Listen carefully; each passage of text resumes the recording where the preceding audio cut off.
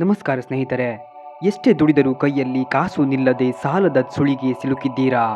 ಕಷ್ಟಪಟ್ಟು ಸಂಪಾದಿಸಿದ ಹಣವೆಲ್ಲ ಸಾಲ ತೀರಿಸಲು ಅಥವಾ ಅನಾರೋಗ್ಯಕ್ಕೆ ಖರ್ಚಾಗ್ತಿದೆಯಾ? ಹಾಗಾದ್ರೆ ನಿಮ್ಮ ಮನೆಯ ನೆಗೆಟಿವ್ ಎನರ್ಜಿಯೇ ಇದಕ್ಕೆ ಮುಖ್ಯ ಕಾರಣ.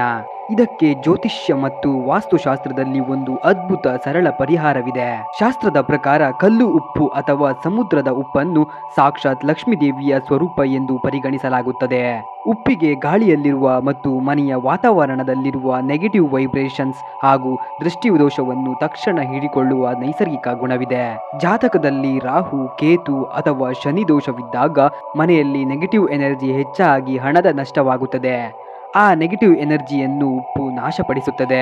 ಈ ಪರಿಹಾರವನ್ನು ನೀವು ಯಾವುದೇ ಶುಕ್ರವಾರ ಅಥವಾ ಮಂಗಳವಾರ ಮಾಡಬೇಕು. ಒಂದು ಸಣ್ಣ ಗಾಜಿನ ಬೌಲ್ ತೆಗೆದುಕೊಳ್ಳಿ.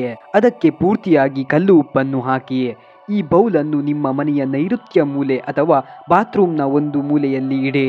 ಇದನ್ನು ಯಾರ ಕಣ್ಣಿಗೂ ಕಾಣದಂತೆ ಎತ್ತರದಲ್ಲಿ ಇಡುವುದು ಬಹಳ ಮುಖ್ಯ. ಪ್ರತಿ 15 ದಿನಕ್ಕೊಮ್ಮೆ ಈ ಬೌಲ್ನಲ್ಲಿರುವ ಉಪ್ಪನ್ನು ಬೇರೆಲ್ಲೂ ಚೆಲ್ಲದೆ ನೇರವಾಗಿ ನೀರಿನಲ್ಲಿ ಕರಗಿಸಿ ಸಿಂಕ್ಗೆ ಹಾಕಿ. ನಂತರ ಮತ್ತೆ ಹೊಸ ಉಪ್ಪನ್ನು ತುಂಬಿ ಇಡಿ. ಈ ಸರಳ ಬದಲಾವಣೆ ನಿಮ್ಮ ಮನೆಯಲ್ಲಿ ಧನಹರಿವನ್ನು ಹೆಚ್ಚಿಸಿ ಸಾಲದ ಬಾಧೆಯಿಂದ ಮುಕ್ತಿ ನೀಡುತ್ತದೆ.